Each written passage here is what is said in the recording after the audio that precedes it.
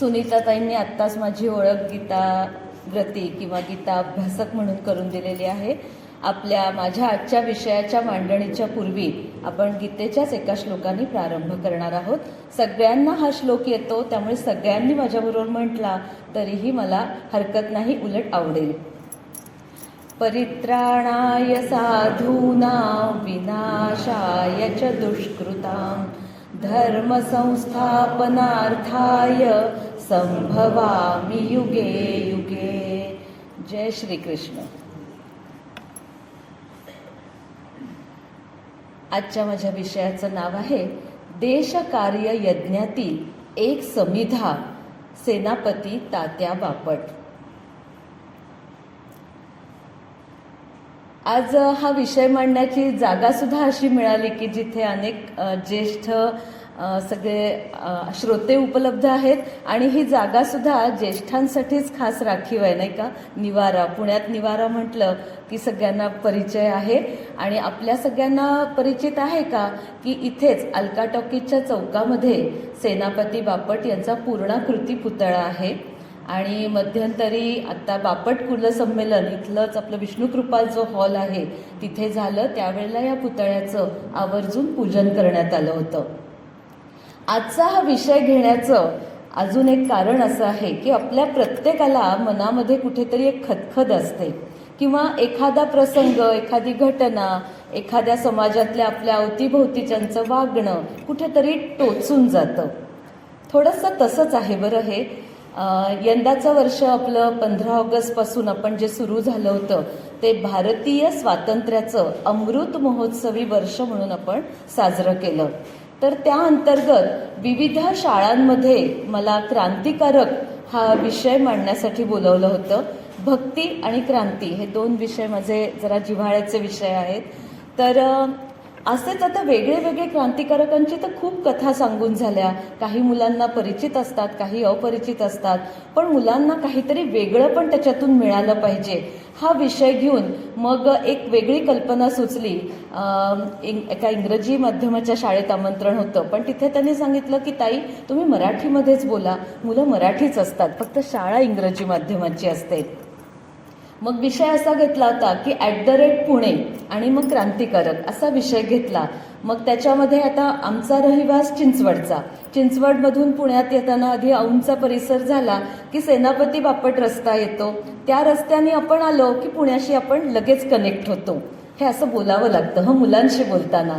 तर सहज कुठला रस्ता, आधी मुलांना असा प्रश्न विचारला, मुलांचं उत्तर आलं मॅडम SB रोड. ही खदखद होती माझी जी खदखद होती ना ती ही होती की वाय SB रोड. तुम्हाला सेनापती बापट रस्ता राहू दे, रोड म्हणा, हरकत नाही, तेवढं आपण देऊ सवलत, पण सेनापती बापट रस्ता असं मुलं आत्ताची म्हणत नाहीयेत. सगळ्या रस्त्यांचे नावं बदलली आहेत. आपण ओरिजिनल म्हणजे मी तर अगदी अस्सल पुणेकर आहे, पुण्याचा अगदी जाज्वल्य अभिमान बाळगणारी आहे. तर अशी नावं बदललेली बघून खूप खूप त्रास झाला. हा सुद्धा रस्ता जो बाहेरचा आहे, लाल बहादूर शास्त्री रस्ता, कधीच आम्हाला या रस्त्याचा शॉर्ट फॉर्म करून म्हणावं असं वाटलं नाही. पण आताची पिढी LBS, पहिल्यांदा LBS ऐकलं तेव्हा झेपलंच नाही, कळलंच नाही की कुठला LBS SB रोड हा काय सगळा प्रकार आहे. हे सगळं बदल आहे. हा बदल होणं स्वाभाविक आहे. बदलाला आपण सगळेच जण पूर्णपणे विरोध करू शकत नाही ना, तो टाळू शकतो, पण तो संयुक्तिक आहे का हा मुद्दा आपली जबाबदारी, नैतिक जबाबदारी आहे की पुढच्या पिढीला त्या कारणासहित थोडं पटवून देता आलं पाहिजे. आपल्याला नुसतंच आपण म्हणतो की अनेक श्लोक आहेत आपल्याकडे, संस्कारातून आपल्याला शिकवलं जातं की थोरांचा आदर करावा, गुरुजनांचा आदर करावा.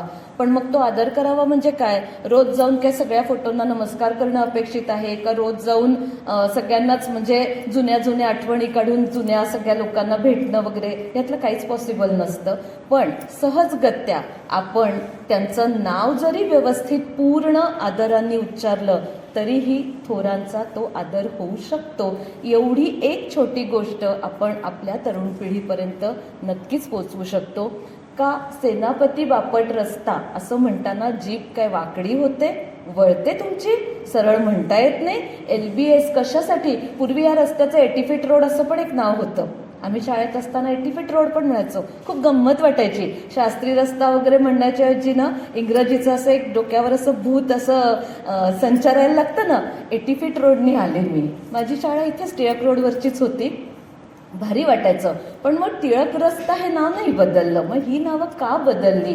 विनाकारण चुकीचं आहे, ती बदलायला नको. आणि म्हणून खरं म्हणजे अशा थोर नेत्यांची चरित्र ही पुण्यातल्या लोकांनी तरी पुण्यातल्याच लोकांपर्यंत पोचवायला हवी असं मला मनापासून वाटलं. कारण सेनापती बापट यांच्या शिक्षणापासून ते त्यांचा बराच आयुष्याचा कार्यकाल हा पुणे शहरात घडलेला आहे. म्हणून तरी आवर्जून आपण त्यांचा सन्मान हा केलाच पाहिजे. खूप वेगवेगळ्या पद्धतीतून तो सन्मान करणं शक्य आहे. त्यातलाच एक मुद्दा म्हणजे सेनापती बापट रस्ता असं आवर्जून म्हणणं. आणि हे सगळं जेव्हा त्या 10वीची मुलं होती आणि त्यांचा रात्रशाळा म्हणजे नाईट कॅम्प होता 14 ऑगस्टला, त्यामुळे त्यांना म्हणजे मुख्याध्यापकाने असंच सांगितलेलं होतं की जसं जमेल तसं बौद्धिकच घ्यायचं आहे मुलांचं. कारण नुसत्या कथा चरित्र सांगून काय, या कणाने ऐकतील त्या कणाने सोडून देतील, विषय पोचला पाहिजे ना मुलांपर्यंत. पण मग एवढं सगळं सांगून झाल्यानंतर मुलांना ते पटलं. म्हटलं उद्यापासून काय म्हणणार? मग सगळ्यांचं उत्तर आलं. बरं वाटलं. किती फॉलो करतील माहीत नाही, त्याच्यासाठी परत एकदा जायला हवं. मात्र सांगितलेलं आहे मुख्याध्यापकांना की पुढच्या वर्षी 14 ऑगस्टला परत नक्की बोलवा. अर्थात ती मुलं 10वीतून 11वीत जाणार आहेत, पण पुन्हा तेच आपल्याला दरवर्षी तेच कार्य करण्याची अत्यंतिक गरज आहे. हा एक मुद्दा. आणि ह्याच्यानंतर आता मुख्य चरित्राकडे मी वळेन. आपला भारत देश 15 ऑगस्ट 1947 रोजी स्वतंत्र झाला. यंदा आपण सर्वांनी उत्साहामध्ये स्वातंत्र्याचा अमृत महोत्सव साजरा केला. 150 वर्ष भारत देशाने गुलामगिरी अनुभवलेली आहे. आणि ही गुलामगिरीची पुण्यामध्ये कधी सुरुवात झाली तर जेव्हा पेशवाई बुडाली. दुसऱ्या बाजीरावांनी पेशवाई बुडवली, अगदी स्वच्छ शब्दात बुडवली. आणि शनिवारवाड्यावर युनियन जॅक फडकला. त्या दिवसापासून पुणे शहरावर सुद्धा इंग्रजांचा खऱ्या अर्थाने अंमल रूढ झाला.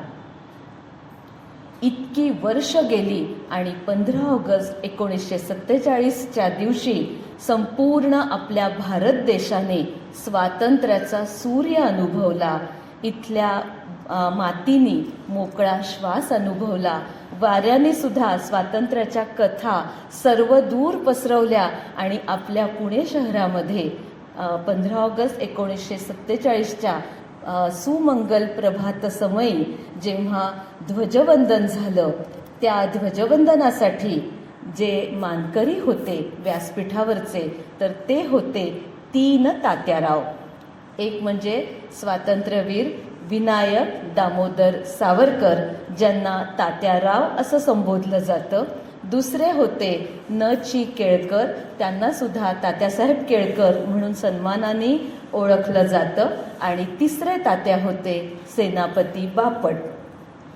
अशा ह्या 3 तात्यांच्या उपस्थितीमध्ये आपल्या पुणे शहरातलं जे पहिलं ध्वजवंदन झालंय शनिवारवाड्यावरचं, आपला तिरंगी ध्वज आपल्या पुणे शहरासाठी एक सन्मान म्हणून इथे जो फडकला आहे, तर त्याचं हे सगळं श्रेय खरं म्हणजे ह्या अनेक ज्ञात अज्ञात स्वातंत्र्यवीरांना आहे. आणि त्यातलं सद्भाग्य सेनापती बापट यांना लाभलं. म्हणून तर पुणेकरांनी त्यांच्याविषयी उचित सन्मान हा आपल्या श्वासाचा शेवटचा श्वास असेपर्यंत राखलाच पाहिजे सर्वांविषयी. आणि असं म्हणतात, मी आत्ता ताईंनी ओळख करून दिली तसं विष्णू सहस्त्रनामचे सामूहिक उपासना कार्यक्रम पण घेत असते. तर ही उपासना घेऊन काय निर्माण होतं तर सकारात्मक ऊर्जा. करोना काळामध्ये आपण सगळ्यांनी अनुभवलं की घरामध्ये बसून किती मोठ्या प्रमाणावर निगेटिव्हिटीला प्रत्येकजण सामोरं गेला.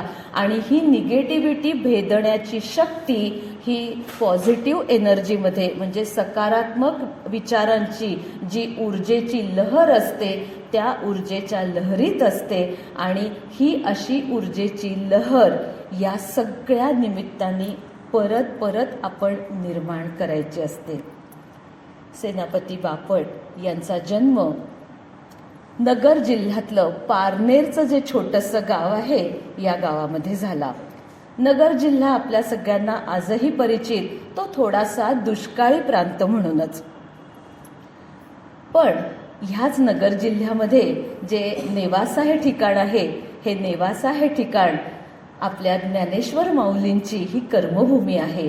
आज आपल्या सगळ्यांची जी खरं म्हणजे लाडकीच नाही का ज्ञानेश्वरी, हिचं लेखन ह्या नेवाशाच्या भूमीत झालं. ह्या नेवाशाला नाथपंथीय संस्कार लाभले.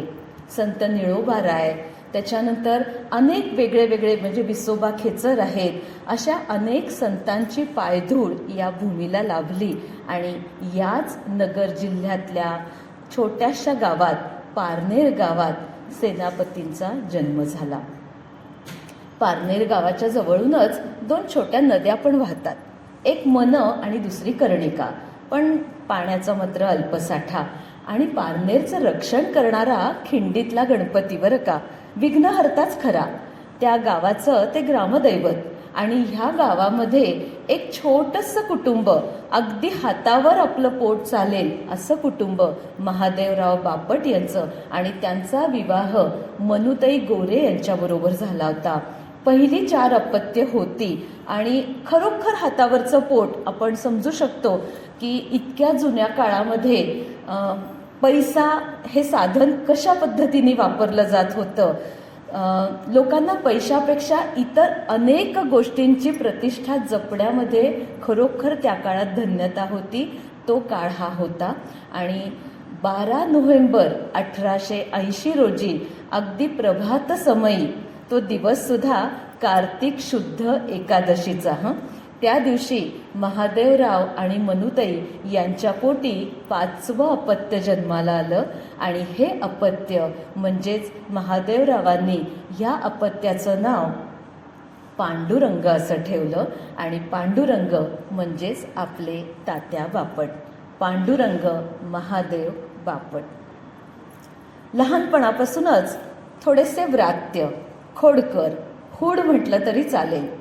दंगामस्ती आहेच, पण सोबतच जे एक दैवी ज्ञानाचं भांडार असतं की नाही, तेही सोबत यांना लाभलेलं होतं. उपजतच यांची बुद्धी अत्यंत तल्लख होती. त्या काळी आत्तासारखं 1.5 आणि 2 वर्षी मुलांना शाळेत घातलं जात नव्हतं.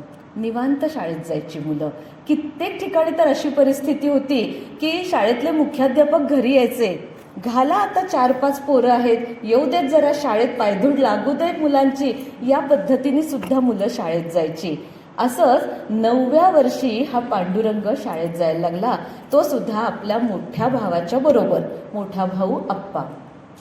आणि यथावकाश जेव्हा 7वी मॅट्रिक होतं, 7वी मॅट्रिकला भाषा आणि गणित ह्या विषयामध्ये पैकीच्या पैकी गुण पांडुरंगाने प्राप्त केले. मोठा भाऊ सुद्धा हुशार होता, परंतु 2-4 गुणांचा फरक पडला असेल.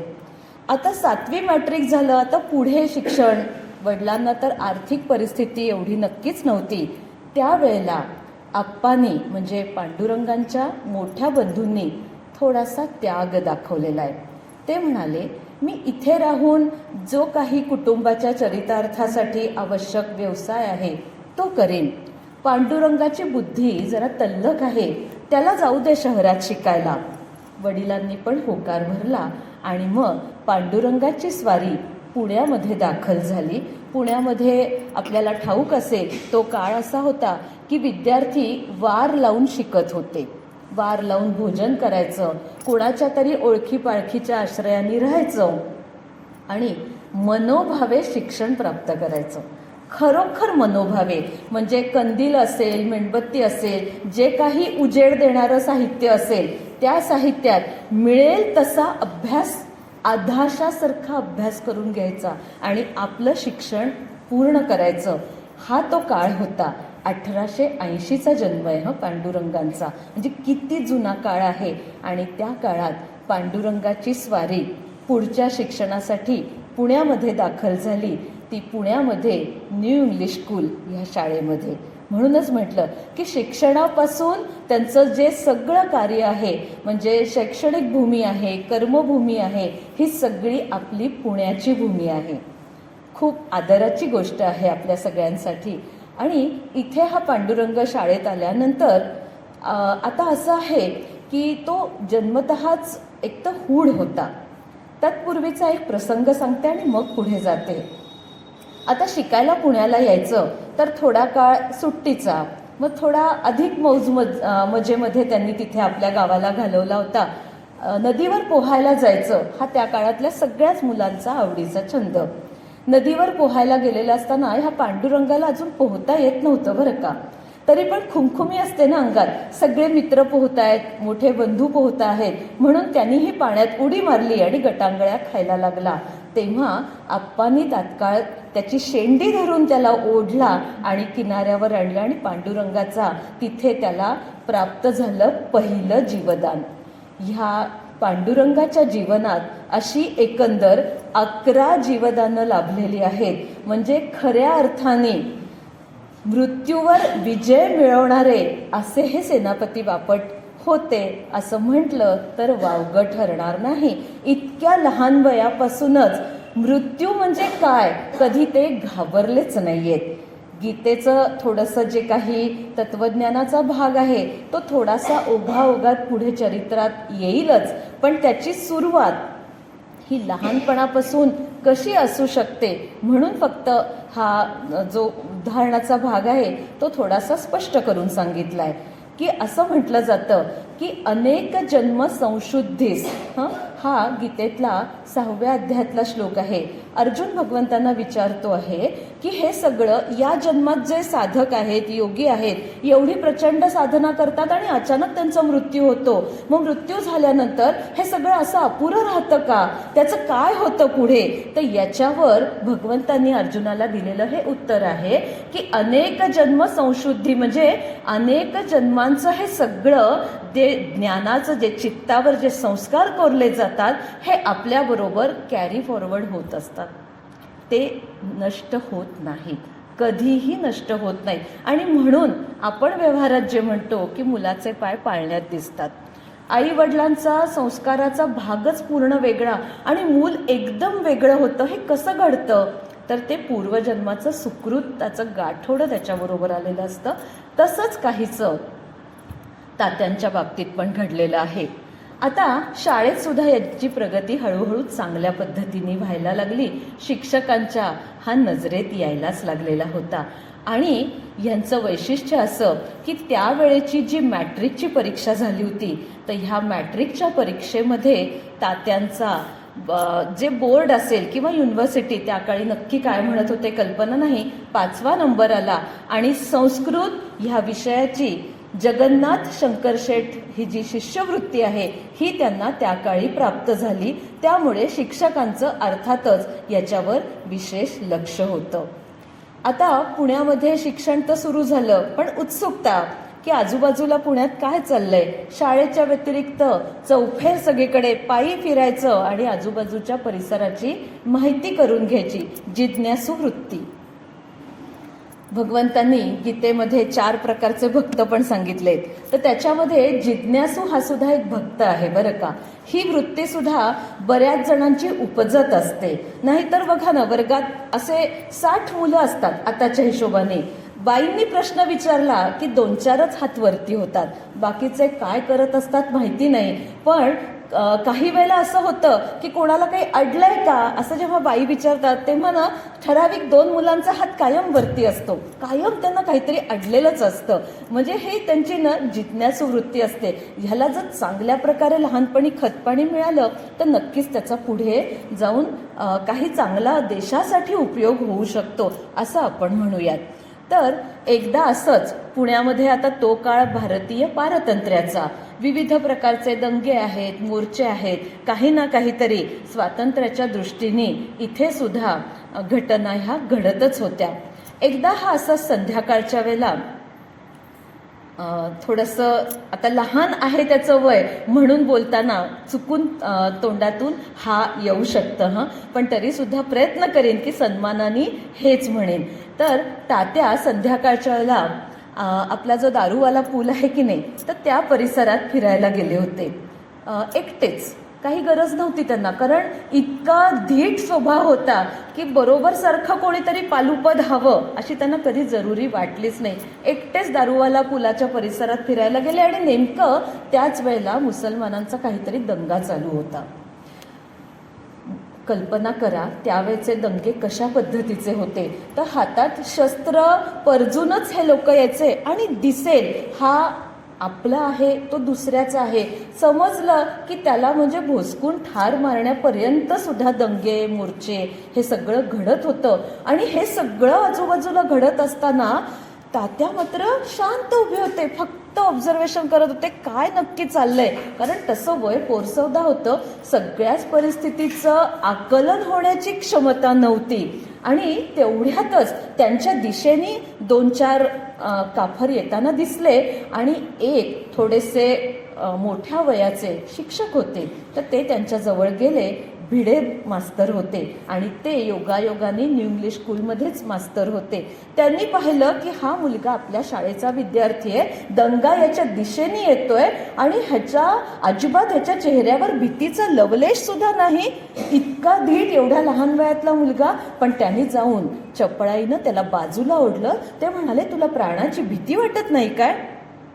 तात्या म्हणाले काय घाबरायचंय? तो माझ्यासमोर येऊन उभा राहिला असता तर मी पण चपळाई करून त्याच्या हातातलं शस्त्र खेचून घेतलं असतं आणि त्यालाच भोसकला असता. इतकं धीट. आणि हे भिडे मास्तरांनी हेरलं. पण ते म्हणाले बाळा तू एकटा आहेस आणि आत्ता हे सगळे 7-8 जण आहेत. तू जरी त्याच्या हातातलं शस्त्र खेचून घेतलं असतं तरी तुला धरणारे पण 4 हात आले असते आणि मग तुझं काय झालं असतं.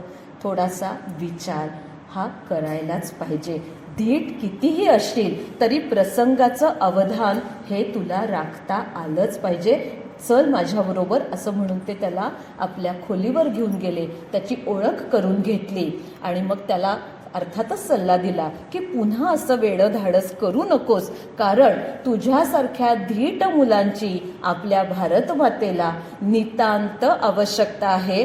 असा हकनाक जीव गमावणं हे भारतमातेला कधीही मान्य होणार नाही. माझे हे शब्द एक तुझा शिक्षक म्हणून तू काहीही समज, पण हे कायमस्वरूपी ध्यानात ठेव. तात्यांनी अर्थातच हा पहिला मिळालेला शहरात आल्यानंतरचा हा धडा होता, हा कायमस्वरूपी लक्षात ठेवलेला आहे. आणि त्याच्यानंतर त्यांचं तिथलं शालेय शिक्षण पूर्ण झालं आणि पुण्याच्या डेक्कन कॉलेजमध्ये त्यांनी पदवीच्या शिक्षणासाठी प्रवेश घेतला, BA करण्यासाठी. त्यावेळेला डेक्कन कॉलेजमध्ये प्राध्यापक बेन हे कॉलेजचे मुख्य प्रिन्सिपल होते. तर आता विचार करा, थोडासा आत्ताच्या मुलांच्यासाठी म्हणून पण किंवा आत्ताच्या पिढीसाठी म्हणून पण हा मुद्दा खूप महत्त्वाचा आहे. आपण बऱ्याच वेळेला अनेक ठिकाणी जातो तेव्हा पूर्वग्रह घेऊनच जातो. हा असंच बोलणार, ह्या असंच मत मांडणार. तर मुलांसाठी किंवा इव्हन आपल्यासाठी सुद्धा हे खूप महत्त्वाचं आहे की शांतपणे आधी समोरचा काय सांगतो हे ऐकून घेतलं पाहिजे. आपली मतं ही त्याच्यावर नंतर बनवली पाहिजेत, कारण विद्यार्थी दशेत असताना तर हे अत्यंत महत्त्वाचं आहे. आता हे जे प्राध्यापक आहेत हे अर्थातच युरोपियन, पण मुलांना शिकवण्याची त्यांची हातोटीच काही निराळी होती. ते मुलांशी संवाद साधायचे, मुलांना ते विचारायचे की आत्ता आमचं तुमच्यावर राज्य चालू आहे आणि 1857चा जो राष्ट्रीय उठाव झाला होता त्याला थोडंसं अपयशच लाभलेलं होतं आणि हा उठाव अनेक ठिकाणी खूप मोठा अजूनही चर्चेचा विषय राहिलेला होता. तर याच्याविषयी मुलांना तुम्हाला काय मांडायचं आहे मत, कारण आम्ही तर तुमच्यावर राज्यच करायला आलो आहे, त्यामुळे जमेल त्या पद्धतीने जमेल तसं आम्ही तुमचा नाश करण्यासाठी जे जे करता येईल ते करणारच आहोत. पण तुमची काय ॲक्शन असणार आहे, कारण ॲक्शन टू रिॲक्शन न्यूटनचा लॉ आहे तो तर आलाच पाहिजे ना, आम्ही 1 मारतोय, तुमचं काय उत्तर आहे? तर त्याच्यावर अर्थातच मुलांना पटकन समजत नाही की प्राध्यापकांच्या समोर उत्तर द्यावं न द्यावं. बरं, परकीयांची सत्ता, आपल्यावर गुलामगिरी आहे, प्राध्यापक परकीय आहेत, त्यावर प्राध्यापकांनीच उत्तर दिलेलं आहे की तुमच्यावर आम्ही हल्ला करतोय, आक्रमण करतोय, आमचा कंट्रोल तुमच्यावर आणतोय, पण याला तुम्ही सुद्धा उत्तर द्यायलाच पाहिजे. हे त्यांचे विचार आहेत त्यावेळेचे. आणि ते विचार तात्यांनी अगदी आपल्या म्हणजे हृदयामध्ये जपून ठेवले. परकीय असला तरी त्याचे विचार महत्वाचे. इथे जर तात्यांनी पूर्वग्रह घेऊनच गेले असते तर त्यांना आपल्या प्राध्यापकांचा हा विचार कधीच कळला नसता. म्हणजे तो पटला असता का नाही हा भाग वेगळा, पण कळलाच नसता. आणि विचार कळला तर त्याच्यावर पुढची ऍक्शन घडू शकते. आणि अशा पद्धतीनं जर तुम्ही म्हणजे लहानपणापासून जर आपली बुद्धी सर्वांकष विकास व्हावा या हेतूनीच जर तिला वापरायचं ठरवलं तर असे वेगळे वेगळे सगळे आपण कण कण वेचत आपल्या बुद्धीचा विकास करू शकतो. आणि हे सगळं तात्यांनी आपल्या आचरणामध्ये आणलं होतं. आचार, विचार आणि उच्चार माणसाला घडवतात आणि ते सगळं तात्यांच्या जीवनामध्ये पदोपदी अनुभवायला मिळतं. आता BAचं शिक्षणही पूर्ण झालं आणि मग त्यांना तिथेही उत्तम श्रेणी प्राप्त झाल्यामुळे त्यांना नथुराम मंगलदास नथुजी यांची एक मुंबईची शिष्यवृत्ती त्यांना मान्य झाली. आणि त्याच वेळेला डॉक्टर नानासाहेब देशमुख आणि लोकमान्य टिळक यांच्या शिफारसीमुळे सुद्धा हिंदू एज्युकेशन ट्रस्टची सुद्धा शिष्यवृत्ती त्यांना मंजूर करण्यात आली. आणि अर्थातच तत्पूर्वी त्यांनी तिथल्याच एका कॉलेजमध्ये नोकरी पण स्वीकारली होती, महिना 12 रुपये. पण ही शिष्यवृत्ती प्राप्त झाल्यावर अर्थातच शिक्षणाची ओढ ही लहानपणापासूनच असल्यामुळे त्यांच्या मित्रांचा, प्राध्यापकांचा सल्ला घेऊन त्यांनी असं ठरवलं की आपण आता परदेशामध्ये जाऊन शिक्षण प्राप्त करू शकतो, कारण शिष्यवृत्ती प्राप्त झालेली आहे. आणि ही शिष्यवृत्ती त्यांना 1200 रुपयांची झालेली होती. मग काय, 1904 मध्ये तात्यारावांची स्वारी इंग्लंडला रवाना झाली. आणि इंग्लंडला गेल्यानंतर लंडन शहरामध्ये उतरल्यानंतर एक त्यांच्या नेहमीच्या शिरस्त्याप्रमाणे जसं पुणे आधी त्यांनी हिंडून पाहिलं होतं तसं लंडनचं सुद्धा जो भाग ते उतरले होते तो भाग त्यांनी सगळा हिंडून फिरून पाहिला. आणि एडिनबरो ह्या भागामध्ये त्यांना त्यांच्या कॉलेजमध्ये ॲडमिशन मिळाली. तिथलाही त्यांचा अभ्यास अगदी नेहमीच्याच त्यांच्या शांतपणे जिज्ञासू वृत्तीने सुरुवात झाली. इतकं वक्तशीर आणि इतके नेमस्त, इतकं व्यवस्थित असं व्यक्तिमत्व होतं की दर ते 3 महिन्यांनी सगळा त्यांचा शिक्षणाचा जो अहवाल असतो, रिपोर्ट असतो, ते भारतामध्ये ते पाठवत होते. कॉलेजचं शिक्षण झाल्यानंतर संध्याकाळचा वेळ काय करायचा, वेगवेगळे मित्रमंडळी जमवली. त्या काळात त्यांनी उत्सुकतेपोटी नेमबाजीचं पण शिक्षण घेतलं. आणि मित्रमंडळी जमवत असताना त्यांच्या असं लक्षात आलं, कारण चौकस बुद्धी आणि मित्रसंग्रह जोडण्याच्या सवयीमुळे तिथं काय चालू आहे याचा त्यांना अंदाज यायला लागला. 1904 नंतर आता 1905च वर्ष उजाडलं आणि बघता बघता इकडून तात्याराव सावरकरांची स्वारी सुद्धा इंग्लंडमध्ये पोचलेली होती. वेगवेगळ्या दिशेने कार्य हळूहळू आकारायला यायला लागलेलं होतं. त्याच वेळेला मित्राच्या ओळखीनं तिथे सुद्धा लंडनच्या रस्त्यावर संध्याकाळच्या वेळेला रस्त्यावर सभा व्हायच्या. तर त्या सभेमध्ये हेमंत व्याख्यानमाला म्हणून सुद्धा एक तिथे प्रकार सुरू झाला होता. आणि मित्रांनी सहज सांगितलं की तुला एवढी बोलण्याची आवड आहे, तुला एवढा सभाधीटपणा आहे, तर तू एखाद्या विषयावर का व्याख्यान देत नाहीस. तात्यांना ही कल्पना आवडली की कुठला तरी विषय माझ्या मनात खतखततो आहे, मला तो कुणापर्यंत तरी पोचवायचा आहे, तर मग मी तो विषय मांडू शकलो पाहिजे. मग मित्रांनी सुचवलं की ब्रिटिश सत्तेचं जे आक्रमण आहे तुमच्या भारत देशावर त्याच्याविषयीच काहीतरी बोल. पण ह्या विषयाचा त्यांचा वैयक्तिक अभ्यास झालेला नव्हता. म्हणून मग त्यांनी अर्थातच त्यांना एक तिथे ज्येष्ठ स्नेहांची संगत लाभली. पंडित श्यामजी कृष्ण वर्मा. आणि मग त्यांना त्यांनी रिक्वेस्ट केली की मला ह्या विषयावर काही अभ्यासासाठी साधन सामुग्री उपलब्ध होईल का.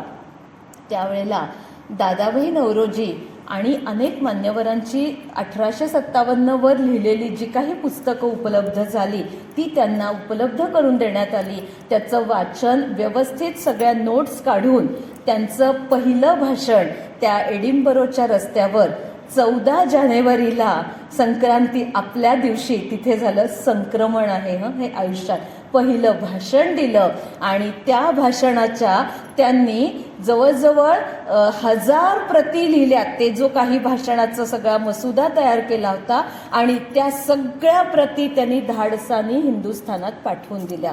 वैचारिक क्रांती, संक्रमण त्यांना घडवायचं होतं आणि अर्थातच त्या हिंदुस्थानात जशा जशा वेगवेगळ्या ठिकाणी येऊन पोचल्या तशा जिथून त्यांना स्कॉलरशिप मान्य झाली होती तिथपर्यंत हे सगळं तर पोचणं स्वाभाविकच होतं. ते पोचलं आणि त्यांच्यावर ऑब्जेक्शन घेण्यात आलं की तुम्हाला शिष्यवृत्ती तिथलं शिक्षण पूर्ण करण्यासाठी दिलेली आहे, ना की हे असे उद्योग करण्यासाठी. त्यावर त्यांचं सुद्धा स्पष्ट उत्तर होतं की मी माझ्या दिलेल्या वेळेत माझा अभ्यासक्रम पूर्ण करतो आहे, सगळा अहवाल मी वेळच्या वेळी पाठवत आहे. असं असताना संध्याकाळचा माझा फावला वेळ मी काय करावं याच्यावर तुमचं ऑब्जेक्शन असण्याचं कारण नाही. कारण हा प्रकार असा झाला की आपलेच लोक आपल्यावर ऑब्जेक्शन घेत होते. हे सुद्धा खूप दुर्दैवी होतं खरं म्हणजे. पण वातावरणाचा तो इतका प्रभाव वाढत चालला होता की आपल्या हातात थोडीशी सत्ता आहे म्हटल्यावर आपल्या हाताखालच्यांवर ती गाजवायची ही वृत्ती ह्या सगळ्या काळामध्ये खूप मोठ्या प्रमाणावर फोफावायला लागली होती. आणि मग अर्थातच पुढचं पाऊल काय असणार होतं की त्यांची शिष्यवृत्ती बंद झाली. आता शिष्यवृत्ती बंद झाली त्यामुळे ज्या कॉलेजमधला प्रवेश होता ते सगळं बंद. त्यांचं शिक्षण अपूर्ण राहिलं. तिथे जी काय त्यांची राहण्याची सोय झालेली होती सगळं बंद झालं. परदेशात आता करायचं काय. तोपर्यंत 1907 साल उजाडलेलं होतं आणि 1907 हे वर्ष असं होतं की 1857चा जो राष्ट्रीय उठाव झाला होता त्याची 50 वर्ष लंडनमध्ये इंडिया हाऊसमध्ये साजरं करण्याची कल्पना तात्याराव सावरकरांनी मांडली आणि ती त्यांनी त्यांच्या पद्धतीनं पूर्णही केली होती. त्याचा एक फार सुंदर म्हणजे किस्साच आहे की कशा पद्धतीने त्यांनी हा सगळा सोहळा साजरा केला. तर जेव्हा 1857चा उठाव झाला तर त्यावेळेला तो उठाव होण्यापूर्वी लक्षात घ्या आत्ता आपल्या हातात सगळ्यांच्या मोबाईल आहेत. आपण इथं एक क्लिक केलं तर आज माझी अमेरिकेत जर कोणी माझी हितचिंतक असेल तर तिला मी हे सगळं व्हिडिओ शूटिंग डायरेक्ट पाठवू शकते. ती मला आत्ताच्या आत्ता पाहू शकते. पण 1857च्या आधीचा काळ लक्षात घ्या. त्यावेळेला संदेशवहन कशा पद्धतीने होत होतं तर संदेशवहन होण्याचं जे एक साधन होतं ते म्हणजे भाकरी. वेगळं वाटलं का ऐकून, नवीन वाटलं का ऐकून, का काही जणांना माहिती आहे तर दिल्लीच्या भागामध्ये छोट्या छोट्या खेड्यातून 5 भाकऱ्यांचं एक गाठोडं ह्या गावातून पुढच्या गावात पाठवलं जायचं आणि मग तिथल्या पाटलापर्यंत ते गाठोडं चौधरी त्या भागात जे काही म्हणत असतील ते त्यांच्यापर्यंत ते 5 भाकऱ्यांचं गाठोडं आलं की त्यांनी त्याच्या मागचा अलिखित संदेश ओळखायचा की काहीतरी उठाव घडणार आहे. आपल्या गावानी आता सज्ज राहायचंय. वेगवेगळ्या पद्धतीने काही क्रांतिकारकांना गावामध्ये आश्रय द्यावा लागेल. इथे पोलीस चौकशीला येतील तर नरोवा कुंजरोवा म्हणावं लागेल. म्हणजे प्रत्यक्ष सगळ्यांनीच काही हातात शस्त्र घेऊन लढायला जायचं होतं का? नाही. तर नेते काही भूमिगत होतील, त्यांना आश्रय द्यायला आपलं गाव तयार पाहिजे आणि आपल्या गावातून इथला भिजलेला तीळ इथेच राहील, तो अजिबात छोटंसं रोप बनून सुद्धा बाहेर जाणार नाही. म्हणजे इथली गुप्त वार्ता गावाच्या बाहेर पोचणार नाही. हा संदेश त्या 5 भाकऱ्यांच्या गाठोड्यात अलिखित असायचा आणि मग तो संदेश ह्या गावाला प्राप्त झाला की तो संदेश त्यांनी जबाबदारीने पुढच्या गावाला द्यायचा. ही सगळी योजना म्हणून इंडिया हाऊसमध्ये त्या दिवशी सगळ्यांना भाकरी प्रसादाला वाटून हा सोहळा साजरा केला होता. खूप वेगवेगळ्या पद्धतीने आपलं जे काही स्वातंत्र्य आज आपण अमृत महोत्सवातलं वर्ष साजरं करून इतक्या सुखाने इथे जगतो आहे ना, त्याच्या मागच्या जर एक एक घटना उलगडून पाहिल्या तर प्रत्येक वेळेलाच डोळ्यात पाणी येतं असं नाही, पण आश्चर्य पण वाटतं की किती म्हणजे माणूस हा प्राणी, एक देवाने आपल्याला एवढासा मेंदू काय दिला, पण आपण त्याचा वापर इतका सुंदर प्रकारे केला, इतका विविध प्रकारे केला आणि म्हणूनच आपण खरं म्हणजे सगळ्या प्राण्यांच्यात उच्च जागी आहोतच. तर अशा पद्धतीने हे 1907 मधलं 50 वर्ष साजरी झालेलं जे वर्ष आहे त्यावेळेला मग आता तात्यांची स्वारी तिथपर्यंत पोचली आणि पंडित श्यामजी कृष्ण वर्मा यांच्या शिफारसीमुळे इंडिया हाऊसमध्ये त्यांची राहण्याची व्यवस्था करण्यात आली आणि इथे त्यांची पहिली भेट सावरकरांबरोबर झालेली आहे, हेमचंद्रांबरोबर झालेली आहे, मिर्झा अब्बास यांच्याबरोबर झालेली आहे आणि एक चांगल्या प्रकारचं त्यांचं मित्रमंडळ तिथे जमा व्हायला लागलंय. आता इथून पुढे असं झालं की त्याच वेळेला इथे लाला लजपत रायांवर कारवाई करण्यात आली आणि त्यांना तडीपार करण्याचा हुकूम देण्यात आला. कारण ह्या सगळ्याचं हा जो सोहळा साजरा केला 1907चा त्याचं लोण अर्थात भारतातही पोचलंच होतं आणि त्याचे ज्येष्ठ नेते लाला लजपत राय होते, त्यामुळे त्यांना तडीपार करा.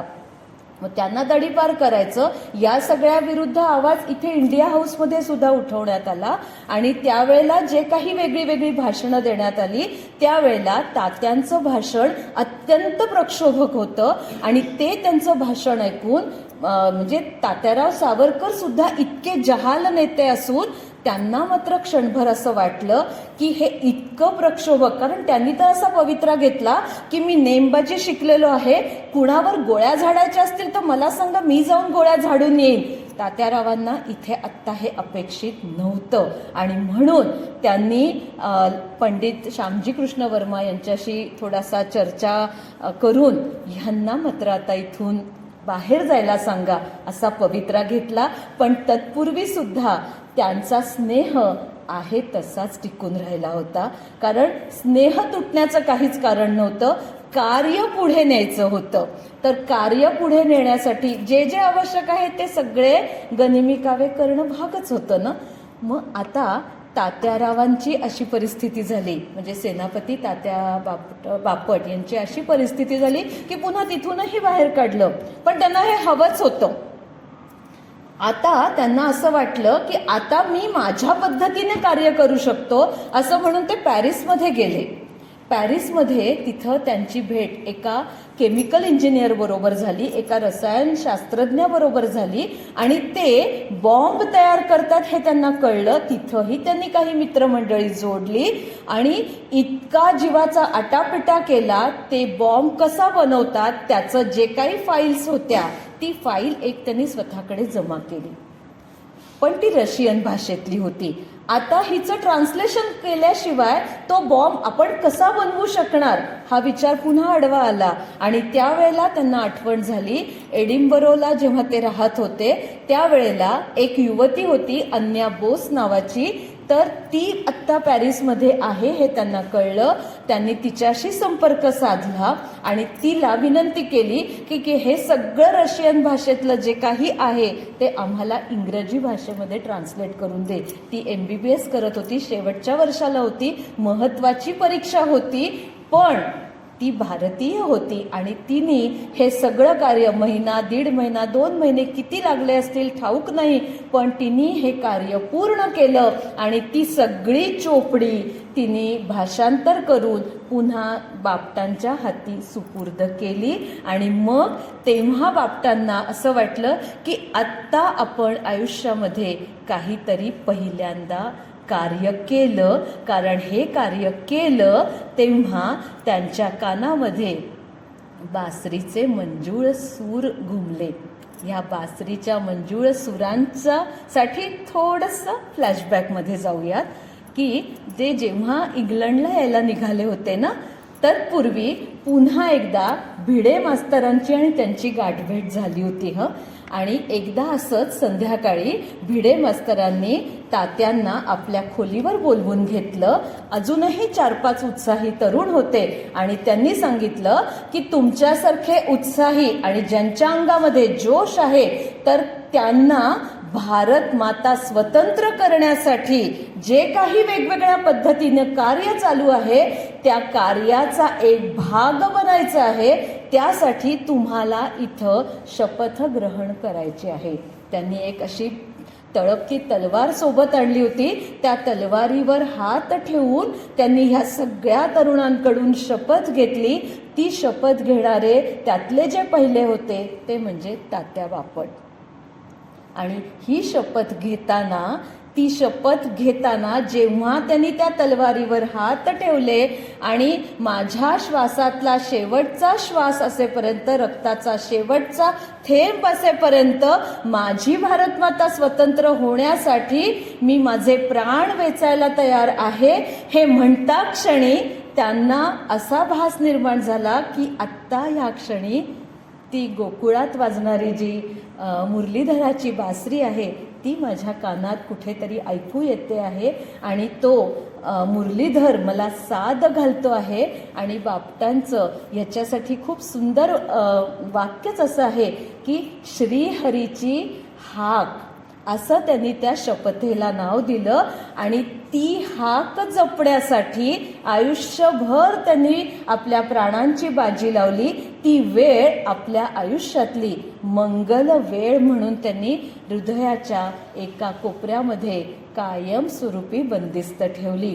आणि जेव्हा ही बॉम्बची भाषांतरित चोपडी त्यांच्या हातात पडली तेव्हा त्यांना ती बासरीची जी तो वेणुनाद आहे, बासरीची जी धून आहे ती कानामध्ये कुठेतरी पुन्हा त्यांना अनुभवता आली. आणि त्यांना असं वाटलं की माझी पावलं कदाचित योग्य दिशेने जात आहेत. तो श्रीहरी मला बोलावत आहे आणि मी त्याच्या दिशेने प्रवास करत आहे. एवढं सगळं झालं.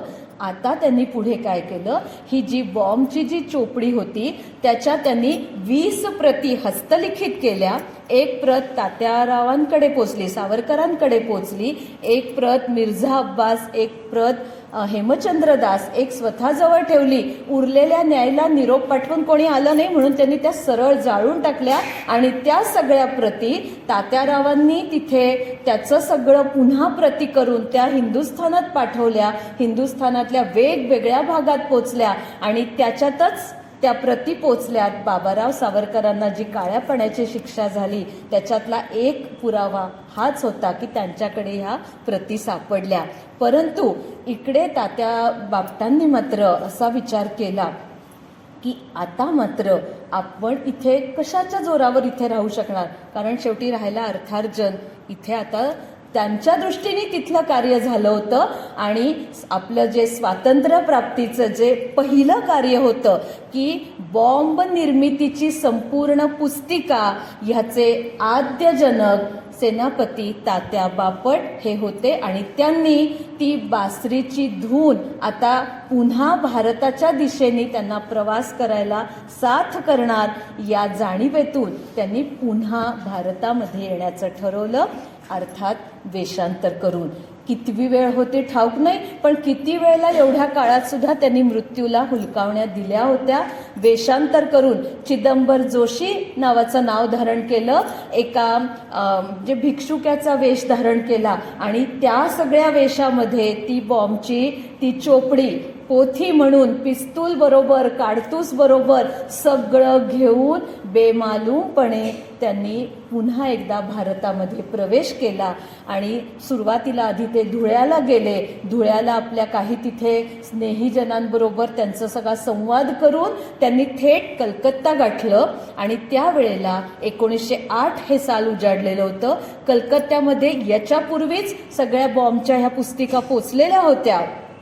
माणिक तोळा नावाचा एक भाग होता आणि अनेक कार्यकर्ते आता बॉम्ब बनवायला शिकत होते आणि बॉम्ब बनवून झाले की ते माणिक तोळा भागामध्ये गोळा करून ठेवायचे आणि मग योग्य वेळेला पुन्हा एकदा मोठा उठाव करायचा, अशी खरी म्हणजे योजना होती. परंतु झालं काय की जसे जसे बॉम्ब बनत गेले तसतसं तरुण ह्या सगळ्या कार्यकर्त्यांना उत्सुकता निर्माण झाली की आता एखाद्या कचेरीवर हा बॉम्ब टाकावा, धमाका उडवून द्यावा. आणि असंच झालं. खुदिराम बोस यांनी मुझफ्फरपूरला पहिला बॉम्ब टाकला, त्याला अटक झाली आणि मग ह्या सगळ्याचा शोध घेत घेत पोलिसांची स्वारी अर्थातच तात्या बापट यांच्यापर्यंत पोचली. आणि नरेंद्र गोस्वामी नावाचा एक फितूर होता, त्यांनी सगळी माहिती दिली की पुण्याचा एक माणूस इथे येऊन राहिलाय आणि तो हे सगळं म्हणजे इंग्लंडला जाऊन बॉम्ब कसा बनवावा त्याची माहिती त्यांनी इथल्या लोकांना पुरवली. म्हणून हे बॉम्ब तयार व्हायला लागलेत आणि म्हणून हे बॉम्बस्फोट झालेत. त्यामुळे पोलिसांचा ससेमिरा त्यांच्या मागे लागला.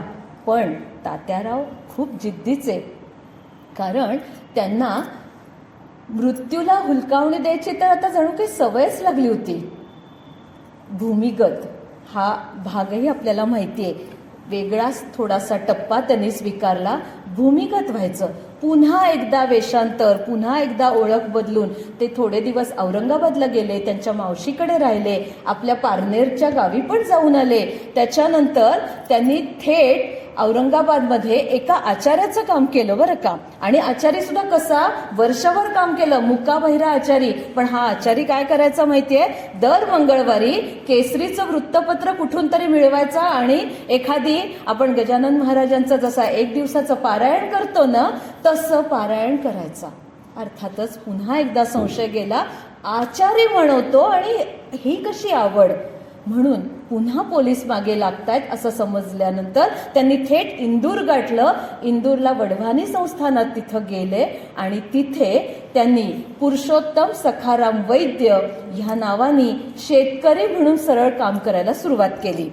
आता शेतकरी म्हणून काम करायला सुरुवात केल्यानंतर फारशी शेतीची वैयक्तिक माहिती नव्हती, त्यामुळे उदरनिर्वाह करणं अशक्य झालं. आणि बुद्धिजीवी असल्यामुळे त्यांना मित्रांचा पुन्हा तिथल्या गावातला सल्ला असा मिळाला की इथल्या शाळेत तुम्ही नोकरी का करत नाही. पण आता नोकरी करायची, नाव होतं पुसवैद्य, कुठलंच सर्टिफिकेट बरोबर नाही. आणि तसंही बापट नावाची सर्टिफिकेट तरी कुठे होती बरोबर, ती राहिली असतील ना पारनेरला. कसं शिक्षक म्हणून नोकरी कशी मिळणार. पुन्हा एकदा जिद्दीने मॅट्रिकची परीक्षा दिली, पुन्हा ते उत्तीर्ण प्रथम क्रमांकाने झाले आणि पुन्हा एकदा जगन्नाथ शंकरशेठ स्कॉलरशिप मिळाली. आयुष्यात दोनदा जगन्नाथ शंकरशेठ स्कॉलरशिप मिळवणारे हे अद्वितीय तात्या बापट. अहो, आपल्याला आपल्या मुलांना एकदा तरी बाळा पहिला नंबर मिळव रे म्हणून ते आई बिचारी इतकी मागे लागते. पण 60 मुलातल्या एकाच माऊलीच्या नशिबाला येतं की तिचं एकटंच मूल पहिलं येतं, बाकी दुसरा तिसऱ्या नंबरवरच राहतात. आणि ह्यांनी कशाच्या जोरावर कसा तिथे अभ्यास केला असेल, कशी पुस्तकं मिळवली असतील, सगळं खरोखर त्या ईश्वराला ठाऊक. पुन्हा एकदा ते सगळं केलं आणि शिक्षक म्हणून नोकरी करायला लागले. उत्तम चाललं होतं, पण ते भूमिगत होते, नाव बदलून राहत होते. आणि असं असतं ना की जसं म्हणतो ना की म्हातारींनी कोंबडं झाकलं तरी सूर्य उगवायचा राहत नाही. कुठून ना कुठून तरी पोलिसांचा ससेमिरा तर पाठीमागे राहतोच. मग त्यांना ते तिथून पुढे मथुरेला जाऊन आले, वृंदावनला जाऊन आले, काशीला जाऊन आले, कारण त्यांना लक्षात आलं की थोडीशी फिरस्ती ठेवायला पाहिजे. एका ठिकाणी फार काळ वास्तव्य केलं तर पोलिसांना संशय येईल. कारण शेवटी असं असतं ना, व्यक्तिमत्व कितीही तुम्ही असं लपवायचा प्रयत्न केला ना ते लपत नाही, आपले गुण बाहेर येतातच. म्हणून त्यांनी थोडंसं इथे तिथे फिरायला सुरुवात केली आणि त्यांना त्यांच्या एका मित्राचा निरोप आला की पोलीस परत तुझ्या मागावर आहेत, तू परत एकदा इंदोरला ये, इथून तुला आम्ही सुरक्षित स्थळी हलवू. म्हणून ते विश्वासाने आले इंदोरला.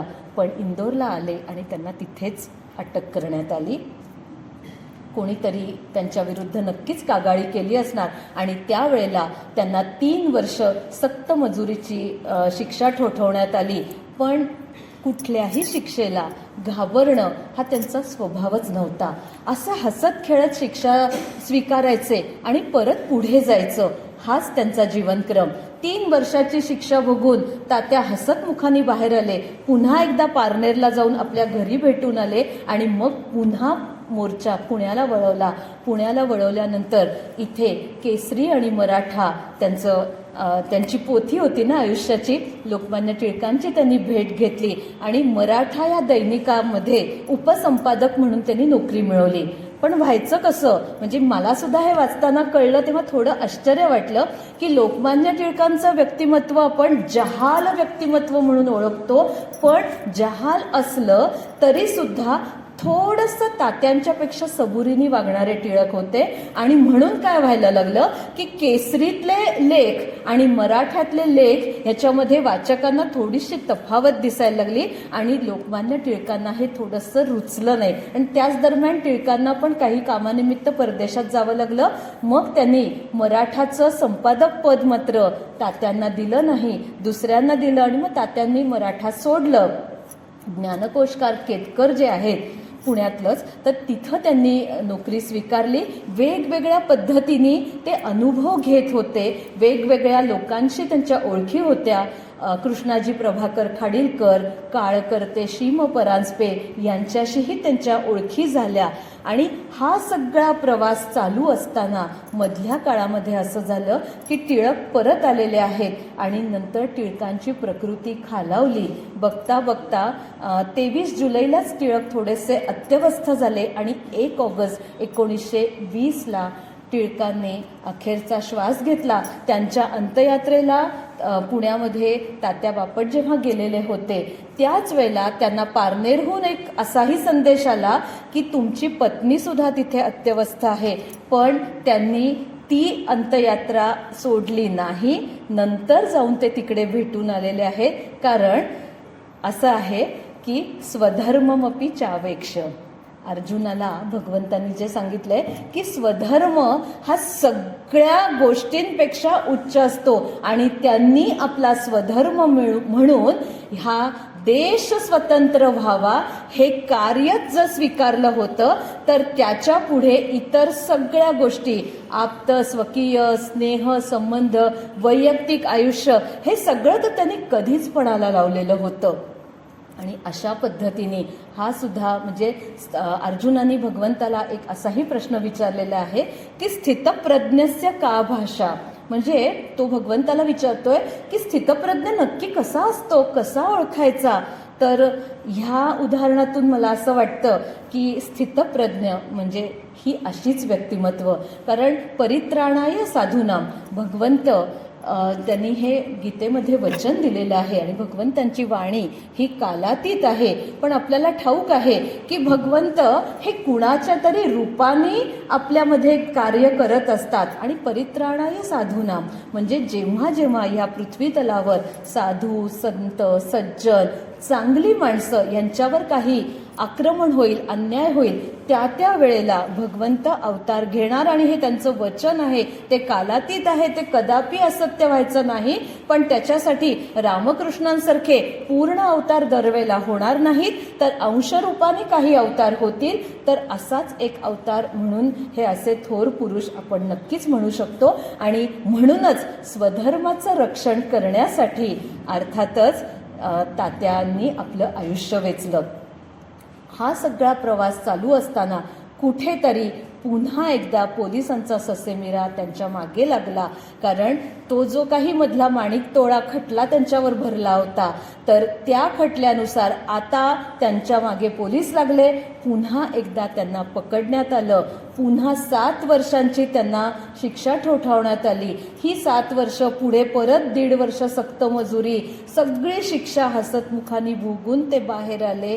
परंतु बाहेर आल्यानंतर आता आपल्या भारत देशामध्ये टिळक युगाचा अस्त झालेला होता. कारण आणि टिळकांचं देहावसान झालेलं होतं. गांधी युग हे नव्या ह्यांनी थोडंसं तिथे पाय रोवत होतं. हे पुन्हा एकदा तात्यांच्या जीवनातलं एक संक्रमण होतं. आत्तापर्यंत पिस्तूल हाती धरणारे तात्या, जहाल व्यक्तिमत्वाचे तात्या, थोडंसं या स्थितीला कशा पद्धतीने सामोरे गेले हा सुद्धा एक विचार करण्याचा भाग आहे. कारण बऱ्याच वेळेला आपल्या आयुष्यात असं घडतं की आपण आपल्या तत्वाला इतके घट्ट चिकटून असतो की अजिबात मुरड घालत नाही. योग्य आहे, पण सामदाम दंडभेद तोही करायलाच पाहिजे ना. काळ वेळ परिस्थिती बघून तरतम भाव म्हणतात त्याला, तर तो ज्याला स्वीकारता येतो ना तोच पुढे जातो. आणि तसं तात्या बापटांनी विचार केला. तुरुंगातून सुटून आल्यानंतर काही वर्ष त्यांनी पारनेरला मुक्काम केला आणि इथं त्यांनी आयुष्यात एक वेगळा विचार केला. आता त्यांचा जो काही संस्कृतचा अभ्यास होता आणि मुळातच अभ्यासूच व्यक्तिमत्व असल्यामुळे त्यांनी या पारनेरला गीता आणि ज्ञानेश्वरीवर प्रवचनांचे कार्यक्रम सुरू केले. कारण त्यांनी वैयक्तिक तो अभ्यास केला होता. त्यांच्या असं लक्षात आलं की देशांतर्गत जे काही घडतंय त्या ह्या छोट्या छोट्या गावातल्या लोकांना सुद्धा कळायला पाहिजे आणि ज्ञानेश्वरीमध्ये कळकळीने माऊलींनी जो संदेश दिलेला आहे तो ह्या सामान्य जनतेपर्यंत पोचला पाहिजे. आणि ते म्हणायचे की माझ्या श्रीहरीचं हे संपूर्ण साम्राज्य आहे आणि हे साम्राज्य मला मंगल ठेवणं याच्यासाठीच तर माझ्या कानामध्ये अनेक वेळेला वेणुनाद मी ऐकतोय. तर म्हणून त्यांनी ग्राम स्वच्छता मोहीम हाती घेतली. म्हणजे पिस्तूल ते झाडू हा प्रवास सुद्धा त्यांच्या आयुष्यातला एक खूप उल्लेखनीय ठरला. स्वतः हातात झाडू घेऊन त्यांनी गावं साफ करायला सुरुवात केली आणि कुठवर वयाच्या 80व्या वर्षापर्यंत त्यांनी हे काम केलेलं आहे. त्यांचा मृत्यू 87व्या वर्षी झालाय. 80व्या वर्षी सुद्धा मुंबईला दादर भागामध्ये ते जेव्हा राहत होते तेव्हा तिथं सुद्धा हातात झाडू घेऊन पहाटेच्या वेळेला ते रस्ते त्यांच्या भागातले साफ करायचे. आणि लोकांची वृत्ती पहा कशी, पलीकडे जो काही गाववाडा वस्तीचा भाग होता ती लोक आपल्या मुलांबाळांसकट स्वतः सुद्धा पहाटे पहाटे लवकर उठून तिथे रस्त्यावर प्रातर्विधी उरकून यायचे. तो बामण येईल जातोय साफ करून आपल्याला तेवढंच बरं, ही वृत्ती. पण कधीही त्याचाही त्यांनी खेद मानला नाही. कारण त्यांच्या कानामध्ये अखंड श्रीहरीची हाक ऐकूयाची. ज्या ज्या पद्धतीने असं आहे, देश स्वतंत्र करायचा तर होताच पण देशाचा सर्वांगीण विकास सुद्धा महत्वाचा.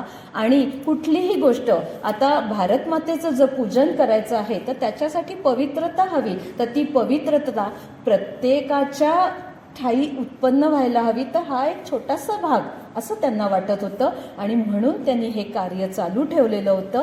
इथूनच त्यांचा जो संपूर्ण कार्याचा भाग आहे तो थोडासा गांधींचा विचारांचाही पगडा त्यांनी जाणून घेतला.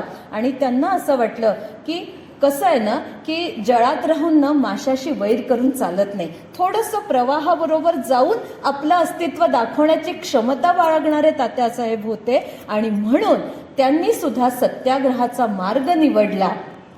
हा मार्ग म्हणजे पुण्यामधलं जे मुळशीचा जो सत्याग्रह आहे, नाव ऐकून सर्वांना परिचित असेल. 1921 ते 1924 ह्या काळामध्ये हा मुळशीचा सत्याग्रह चालू राहिला. या सत्याग्रहाचं नेतृत्व अभावितपणे तात्यांनी स्वीकारलं आणि त्याच सत्याग्रहात त्यांना लोकांनी स्वयंघोषित सेनापती म्हणून त्यांना मान्यता दिलेली आहे. 3 वर्ष रामनवमीच्या दिवशी या सत्याग्रहाला सुरुवात झाली. 3 वर्ष अक्षरशः हातापाया पडून पडून तात्या आणि त्यांचे सगळे सत्याग्रही त्या लोकांना मजुरांना विनवायचे. कारण या सत्याग्रहामध्ये 64 या मुळशीच्या धरणामध्ये 64 गावं ही सगळी धरणाच्या ह्याच्यात जाणार होती. जाणार तर आहेतच, विकास होणार म्हणजे ह्या गोष्टी घडणार, पण त्यांच्या पुनर्वसनाची जबाबदारी सरकार घेत नव्हतं.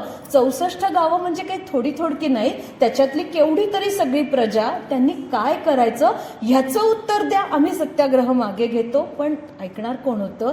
खूप वाईट पद्धतीने. म्हणजे हे सगळं वाचताना तिथे कुठेतरी एक चिंचवडचा सुद्धा उल्लेख आला की चिंचवडपासून ते रेल्वे रूळ पुढे टाकलेले होते आणि त्याच्यावर सुद्धा तात्यांनी अक्षरशः रेल्वे रूळ अडवून त्याच्यावर दगडांची रास रचून त्या गाड्या ज्या काही सगळं धरणाचं हे सामान बांधकामाचं नेणाऱ्या असायच्या अडवायचे. एकदा तर त्यांनी त्या एका रेल्वेच्या ड्रायव्हरला पायावर पिस्तूल मारली. गोळी मारली. 2 त्यांनी जाड घातलेल्या होत्या, त्याच्या आतून त्याच्या पायाला ती पिस्तूल लागली. अर्थातच त्या दिवशी तात्यांना अटक करण्यात आली आणि त्यांच्यावर मनुष्यवधाचा खटला चालवला. ते म्हणाले, मी नेमबाजीचं उत्तम शिक्षण घेतलेलं आहे, मला जर त्याचा वधच करायचा होता ना तर मी पायावर त्याचा नेम धरलाच नसता, मी थेट त्याच्या छातीत गोळी मारली असती. मी कोणालाच घाबरत नाही आणि आमचा जो मार्ग आहे तो आम्ही आधी प्रार्थनेने तुम्हाला समजवून विनवून जर तुम्ही सामोपचाराने मागे घेणार असाल तर उत्तम, ते तुम्ही करत नाही आहात, म्हणून आम्ही थोडासा एक पाऊल पुढे उचललंय, गोळी फक्त चालवलेली आहे. पण त्याच्यामध्ये त्यांना 7 वर्ष काळ्या पाण्याची शिक्षा ठोठावण्यात आली. त्यांच्यावर कुठलाही खटला, खरं म्हणजे पुरावा काहीही मिळाला नाही.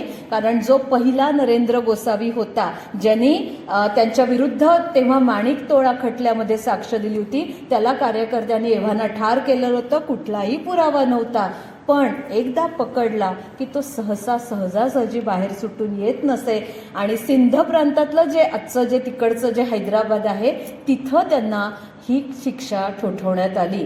आणि ह्या शिक्षेअंतर्गत सुद्धा त्यावेळेला तुरुंगात सुद्धा तुळशी वृंदावनं असायची.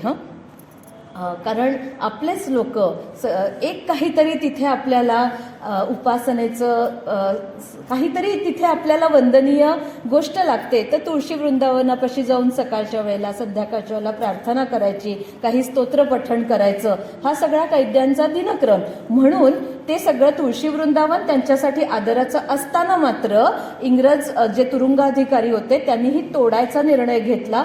त्याच्या विरुद्ध सुद्धा तात्यांनी तुरुंगात सत्याग्रह केला आणि त्यांनी उपोषणाला बसले. ते म्हणाले, आमचं जे आराध्य आहे तुळशी वृंदावन ते तोडून तुम्ही आम्हाला काय मिळवणार आहात, आमच्यावर तर तुम्ही अनन्वित अत्याचार इथे करताच आहात. आणि माहीत नाही त्यांच्यामध्ये काय विलक्षण तेज निर्माण झालं होतं. त्यांनी ह्या सत्याग्रहाला शुद्ध सत्याग्रह असं नाव दिलंय आणि तुरुंगाधिकाऱ्यांनी हे मानलं. तुळशी वृंदावनं पुन्हा एकदा बांधून दिली. अशा पद्धतीने तात्या प्रत्येक वेळेला वेगवेगळ्या पद्धतीनं यशस्वी होतच होते. आणि हा तुरुंगवास जेव्हा चालू होता, याच तुरुंगवासामध्ये त्यांनी योगी अरविंद घोष यांचं जे समग्र सगळं वैचारिक लेखन आहे ते त्यांनी इंग्रजीतून मराठीतून भाषांतर केलं. कारण त्यांचं बरंचसं बेंगॉली साहित्य होतं आणि त्याच्यामधलं डिव्हाइन लाईफ किंवा दिव्यत्व जीवन हे एक उत्तम त्यांनी ग्रंथनिर्मिती केली. अनेक त्यांनी काव्य रचली, गीतेवर आधारित विविध पदांची रचना केली. फक्त योग असा आहे की त्याला म्हणावी तेवढी मान्यता नंतर प्राप्त झाली नाही, परंतु हे सगळं प्रकाशित झालं, आपल्यापर्यंत ते उपलब्ध आहे. इथे नक्की कुठे मिळतं ठाऊक नाही, पण PDF वगैरे स्वरूपात गुगल सर्च करून आपल्याला ते नक्की मिळू शकतं. अशा पद्धतीने तो काळ सुद्धा, जसा लोकमान्य टिळकांनी मंडालेच्या तुरुंगामध्ये गीतेवर अभ्यास करून एका वेगळी स्वतःची त्यांनी मनोभूमिका पार्श्वभूमी तयार केली, तशीच तात्यांनी सुद्धा केली. आणि हा सगळा काळ्या पाण्याचा शिक्षेचा कारावास भोगून ते परत आलेले आहेत. आणि त्याच्यानंतर काही काळानंतर आपला भारत देश स्वतंत्र झालेला आहे. पहिलं जे ध्वजवंदन आहे ते पुण्यामध्ये तात्यांच्या हस्ते झालेलं आहे. खरं म्हणजे झालं ना, आयुष्य ज्याच्यासाठी धडपड वेचलं, ज्याच्यासाठी इतक्या वेळेला प्राणाची बाजी लावली, आता शांतपणे हरिहरी करत बसण्याचे दिवस होते. पण एखाद्याच्या वृत्तीत तो निवांतपणा कधी त्यांना अनुभवायचाच नसतो. जसं अभ्यासेन तू कौंतेय, भगवंतांनी अर्जुनाला सांगितलंय की अभ्यास हा एका दिवसाचा नसतो, तो परत परत करायचा असतो, रोज नव्याने करायचा असतो. तसं ह्यांनी आपलं कार्य हे अखंड चालू कसं राहील हा विचार केला आणि त्या विचारांतर्गतच त्यांनी ही स्वच्छता मोहीम मात्र कायमस्वरूपी चालू ठेवली होती. बघता बघता 47 साली देश स्वतंत्र झाला, 55 साल उजाडलं, गोवा मुक्ती संग्राम उभा राहिला.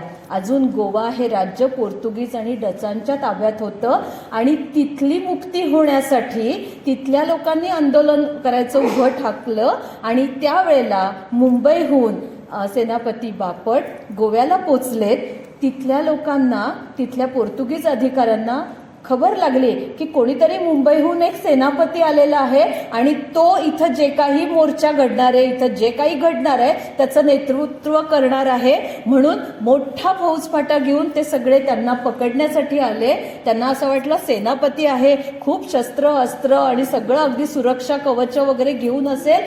पाहतात तर सेनापती बापटांची जर तुम्ही फोटो पाहिला असेल, मूर्ती पाहिली असेल, अत्यंत सात्विक, सोज्वळ आणि अतिशय हसतमुख चेहरा, संपूर्ण आपला भारतीय पोशाख पांढरा, तो असा नेहरू कुर्ता, खाली धोतर, डोक्यावर टोपी, अंगात त्यांचं जॅकेट, असा हा सेनापती उभा. आणि पण पोर्तुगीजांनी मात्र ह्या सेनापतीला सुद्धा मारहाण केलेली आहे, खूप अमानुष छळ केलेला आहे. आणि या सगळ्याचे पडसाद आपल्या महाराष्ट्रामध्ये उमटले नसते तरच नव्हत, कारण गोवा हे त्यावेळेला अजून भारत देशाशी जोडलं गेलेलं नव्हतं. पण हा खटला मे पासून चालू राहिला आणि कालांतराने त्याला यश आलेलं आहे. गोवा मुक्त झाला, तो आपल्या भारतामध्ये पुन्हा एकदा सहभागी झाला. आणि त्याच दरम्यान इकडे मुंबईचा प्रश्न तोंड वर करून उभा राहिला. संयुक्त महाराष्ट्र ही चळवळ उभी राहिली. आजही बेळगाव, कारवार हे सगळे धगधगते प्रश्न इतकी वर्ष झाली तरी आहेत. तेव्हापासून खरं म्हणजे अनेक राज्य बेळगाव, कारवारसह ही सगळी महाराष्ट्राचाच भाग म्हणून मान्यता होती. पण अजूनही त्या सीमा प्रांतात राहणारे जी प्रजा आहे, जे सामान्य लोक आहेत, ते ह्या सगळ्या अमानुष छळाला किंवा या सगळ्या वाईट स्थितीला आजही तोंड देत आहेत. परंतु ही जी संयुक्त महाराष्ट्राची चळवळ उभी राहिली, खरं म्हणजे तात्यांचं वय एव्हाना जवळजवळ 80पर्यंत येऊन पोचलेलं होतं. कारण आपला महाराष्ट्र देश, महाराष्ट्र राज्य हे 1960 त्याच्यानंतरचा हा सगळा चळवळीचा भाग आहे. परंतु त्या मुंबईच्या सत्याग्रहामध्ये सुद्धा जेव्हा सत्याग्रहींची नावं नोंदवायची, त्यावेळेला तात्या नेहमी अग्रक्रमाने जाऊन आपलं पहिलं नाव नोंदवायचे. वेगवेगळ्या 3 गटांमध्ये हा सत्याग्रह झाला. खूप मोठे मुंबईला दादरच्या भूमीवर मोर्चे झाले, आंदोलनं झाली, वेगवेगळ्या थोर नेत्यांची प्रक्षोभक भाषणं झाली आणि एकदाचा तो संयुक्त महाराष्ट्र चळवळीचा सुद्धा सगळा निकाल लागला. मुंबईसह आपल्या महाराष्ट्र राज्याची 1 मेला निर्मिती झाली. आज आपण महाराष्ट्र राज्याचे सुद्धा नागरिक आहोत. या सगळ्यासाठी सुद्धा आपण सेनापती बापटांचं कायमस्वरूपी कृतज्ञ असणं अत्यंत आवश्यक आहे. आता एव्हाना त्यांचं वय हळूहळू 85पर्यंत टप्पा गाठला होता. खरं म्हणजे आयुष्याला खूप कंटाळले होते, थकला होता जीव, कानांनी ऐकू येत नाही, डोळ्यांनी अंधुक दिसतं आहे. परंतु गीता त्यांनी आचरणात आचार, विचार, उच्चारांमध्ये अंगीकारली होती. त्यामुळे आत्मघाताचा त्यांच्या मनाला दूर दूर सुद्धा विचार शिवला नाही. त्यांना असं वाटायचं, प्रत्येक वेळेला म्हणजे गोव्याला गेले, महाराष्ट्राच्या संयुक्त चळवळीमध्ये त्यांनी लढ्यामध्ये सहभाग घेतला, प्रत्येक वेळेला म्हणायचे ते मनात की बाबा रे श्रीहरी, तुझ्याकडे इतका वशिला आहे का रे, किती वर्ष मी तुझ्याकडे मागणी करतोय की आता तरी मला तुझ्याकडे बोलव, पण माझ्या मागून आलेले तुझ्यापर्यंत पोचतायत, पण तू अजून मला का बोलवत नाहीयेस. अक्षरशः डोळ्यात पाणी आणून ते श्रीहरीची प्रार्थना करायचे. पण दरवेळेला तितक्याच उत्साहाने नवीन कुठलंही कार्य उभं राहिलं तरी तात्या बापट त्याच्यामध्ये सहभागी व्हायचे. ते प्रत्येक वेळेला म्हणायचे, आता हे जे देशकार्य आहे, या देशकार्यात तरी माझ्या या देहाची समिधा पडू दे. समिधा म्हणजे माहिती आहे, हळूहळू हळूहळू ती यज्ञाची आहुती म्हणून तिथे समर्पित होत असते. अक्षरशः त्यांचं हे सगळं आयुष्य एखाद्या आपण म्हणू अलौकिक समिधेसारखं होतं की जे देशाचं कार्य, देश स्वतंत्र झाल्यानंतर सुद्धा किती प्रश्न, अगदी आजपर्यंत सुद्धा हे प्रश्न कित्येक न सुटणारे आहेत, कित्येक चिघळलेले प्रश्न आहेत. कधीच सुटत नसतात. त्यामुळे त्यांनी जे व्रत अंगीकारलं होतं ना, की चला सुटकेचा श्वास सुटलो बुवा, झाला एकदाचा भारत देश स्वतंत्र, आता रिटायर्ड म्हणून घरी बसायला हरकत नाही. पण हा विचार कधीही त्यांच्या मनाला शिवला नाही. खरोखर रक्ताचा शेवटचा थेंब जोपर्यंत शरीरामध्ये सळसळतो आहे आणि शेवटचा श्वास जोपर्यंत चालू आहे तोपर्यंत अखंड कार्यरत राहणारे तात्या, सेनापती तात्या बापट यांचं देहावसान मुंबईला दादरला झालेलं आहे. 27 नोव्हेंबर 1967 या दिवशी केवळ वृद्धापकाळाने त्यांना मृत्यू आलेला आहे.